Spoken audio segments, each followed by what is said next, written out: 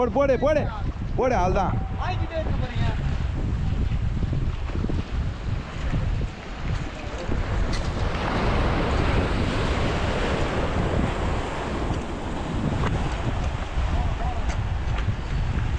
பக்காவா போனா நீ சும்மா லைட்டா போட்டாலே இறங்கிடும் ஒம்மாடிக்கு நிறைய ஆக்டிவிட்டி இருக்குண்ணா தட்டை போடணும் கிராஸ் எங்கடா வச்சுனா நேரா வச்சுனா மீன் தட்ட போகுது அதே வழியா தட்டும் மீன் எப்பவுமே போதும் நில்ல ஒரு நிமிஷம்